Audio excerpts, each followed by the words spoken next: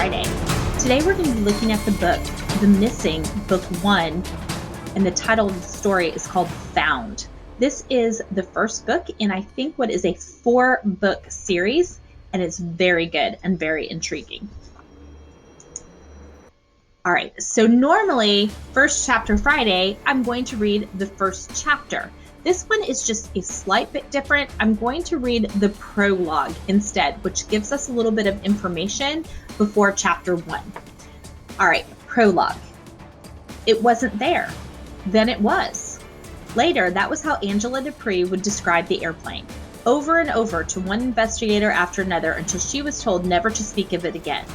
But when she first saw the plane that night, she wasn't thinking about mysteries or secrets. She was wondering how many mistakes she could make without getting fired, how many questions she dared ask before her supervisor, Monique, would explode. "That's it! You're too stupid to work at SkyTrails Air. Get out of here!" Angela had used a Post-it note to write down the code for standby passengers who received a seat assignment at the last minute, and she'd stuck it to her computer screen. She knew she had. But somehow, between the flight arriving from St. Louis and the one leaving for Chicago, the Post-it had vanished. Any minute now, she thought some standby passenger would show up at the counter asking for a boarding pass, and Angela would be forced to turn to Monique once again more and mumble, what was that code again? And then Monique, who had perfect hair and perfect nails and a perfect tan and probably had been born knowing all the SkyTrails codes, would grit her teeth and narrow her eyes and repeat the code in that slow, fake, patient voice she'd been using with Angela all night. The voice that said behind the words, "I know you're severely mentally challenged, so I will try not to speak faster than 1 word per minute. But you have to realize this is a real strain for me because I am so vastly superior." Angela was not severely mentally challenged. She'd done fine in school and at the SkyTrails orientation. It was just, this was her first actual day on the job, and Monique had been nasty from the very start. Every one of Monique's frowns and glares and insinuations kept making Angela feel more panicky and stupid. Sighing, Angela glanced up. She needed a break from staring at the computer screen, longing for a lost Post-it. She peered out at the passengers crowding the terminal, tired-looking families sprawled in seats, dark-suited businessmen sprinting down the aisle. Which one of them would be the standby flyer who'd rush up to the counter and ruin Angela's life? Generally speaking, Angela had always liked people. She wasn't used to seeing them as threats. She forced her gaze beyond the clumps of passengers to the huge plate glass window on the other side of the aisle. It was getting dark outside, and Angela could see the runway lights twinkling in the distance. "Runway, run away, runway, run away," she thought vaguely. And then, had she blinked? Suddenly, the lights were gone. No, she corrected herself, blocked. Suddenly, there was an airplane between Angela and the runway lights, an airplane slowly rolling towards the terminal. Angela gasped. "What now?" Monique snarled, her voice thick with exasperation. "That plane," Angela said. "At gate 2B. I thought it was..." What was she supposed to say? "Wasn't there? Appeared out of thin air? I thought it was going too fast and might run into the building," she finished in a rush, because suddenly that had seemed true too. She watched as the plane pulled to a stop neatly aligned with the jetway. But it didn't. No worries. Monique whirled on Angela. "Never," she began in a hushed voice full of suppressed rage. "Never, ever say anything like that. Weren't you paying attention in orientation? Never say you think a plane is going to crash. Never say a plane could crash. Never even use the word crash. Do you understand?" Okay, Angela whispered. "Sorry." But some rebellious part of her brain was thinking, "I didn't use the word crash. Weren't you paying attention to me? And if a plane really was going to run into the building, wouldn't SkyTrails want its employees to warn people to get them out of the way?" Just as rebelliously, Angela kept watching the plane parked at 2B, instead of bending her head back down to concentrate on her computer. "Monique," she said after a few moments, "should one of us go over there and help the passengers unload, deplane?" She was proud of herself for remembering to use the official airline-sanctioned word for unloading. Beside her, Monique rolled her eyes. "The gate agents are responsible for 2B, she said in a tight voice. "They will handle deplaning there." Angela glanced at the 2B counter, which was silent and dark and completely unattended. There wasn't even a message scrolling across the LCD sign behind the counter to indicate that the plane had arrived or where it had come from. "Nobody's there," Angela said stubbornly. Frowning, Monique finally glanced up. "Great, just great," she muttered. "I always have to fix everyone else's mistakes." She began stabbing her perfectly manicured nails at her computer keyboard. Then she stopped mid-stab. "Wait, that can't be right. What is it?" Angela asked. Monique was shaking her head. "Must be pilot error," she said, grimacing in disgust. "Some yahoo pulled up to the wrong gate. There's not supposed to be anyone at that gate until the Cleveland flight at 9:30.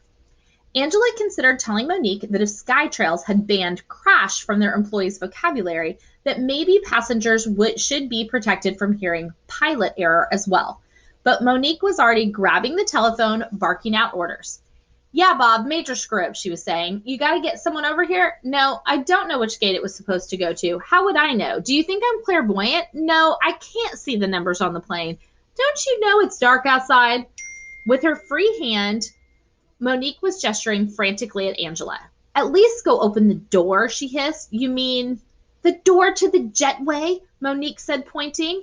Angela hoped that some of the contempt on Monique's face was intended for Bob, not just her.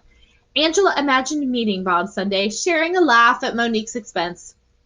Still, dutifully, she walked over to the 2B waiting area and pulled open the door to the hallway that led down to the plane. Nobody came out. Angela picked up a piece of lint off her blue skirt and then stood at attention, her back perfectly straight, just like in training videos. Maybe she couldn't keep track of standby codes, but she was capable of standing up straight. Still, nobody appeared. Angela began to feel foolish, standing so alertly by an open door that no one was using. She bent her head and peeked down the jetway. It was deserted and turned at such an angle that she couldn't see all the way down to the plane to see if anyone had opened the door to the jet yet. She backed up a little and peered out the window, straight down to the cockpit of the plane. The cockpit was dark, its windows blank, and that struck Angela as odd. She'd been on the job for only 5 hours, and she'd been a little distracted. But she was pretty sure that when planes landed, the pilots stayed in the cockpit for a while, filling out paperwork or something. She thought that they at least waited until all the passengers were off before they turned out the cockpit lights. Angela peeked down the empty jetway once more and went back to Monique.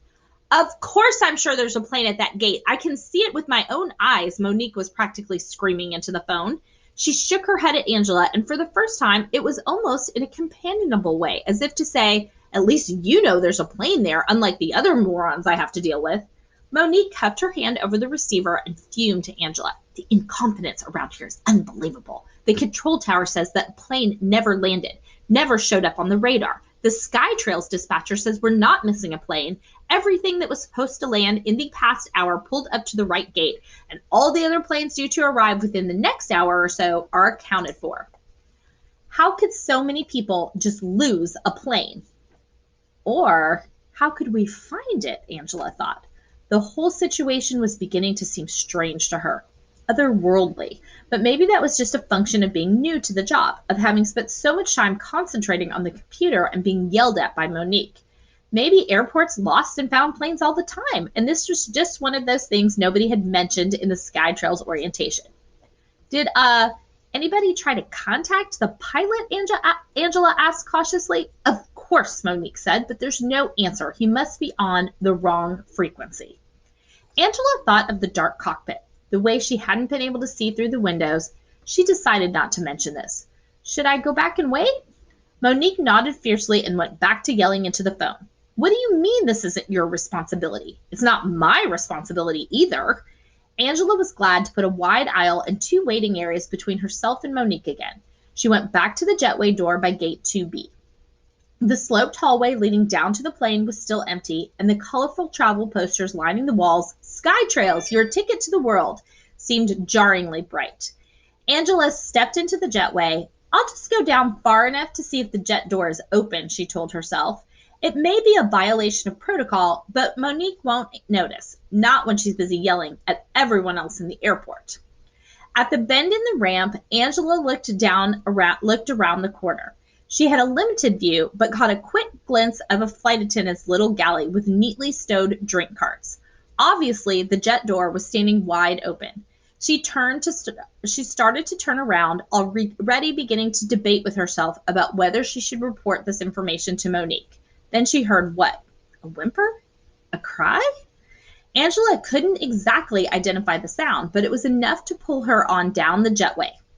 New SkyTrails employee saves passenger on first day on the job, she thought to herself, imagining the praise and congratulations, and maybe the raise she'd be sure to receive if what she was visualizing was real. She learned CPR in the orientation session. She knew basic first aid. She knew where every emergency phone in the airport was located. She started walking faster, then running. On the side of the jet, she was surprised to see a strange insignia. Tachyon Travel, it said, some airline Angela had never heard of. Was that a private charter company, maybe? And then while she was staring at it, the word suddenly changed into the familiar wing in the cloud symbol of SkyTrails. Angela blinked. That couldn't have happened, she told herself. It was just an optical illusion. Just because I was running. Just because I'm worried about whoever made that cry or whimper. Angela stepped onto the plane. She turned her head first to the left, looking into the cockpit. It also stood open, but the small space was empty, the instruments dark. Hello? Angela called, looking to the right now, expecting to see some flight attendant with perfectly applied makeup, or maybe some flight attendant and a pilot bent over a prone passenger, maybe an old man suddenly struck down by a heart attack or stroke, or at the very least, passengers crowding the aisle, clutching laptops and stuffed animals brought from faraway grandparents' homes, overtired toddlers crying, fragile old women calling out to taller men, could you pull my luggage down from the overhead for me? It's that red suitcase over there. But the aisle of this plane was empty and silent as its cockpit. Angela could see all the way to the back of the plane, and not a single person stood in her view. Not a single voice answered her. Only then did Angela drop her gaze to the passenger seats. They stretched back 12 rows with 2 seats per row on the left side of the aisle and 1 each on the right.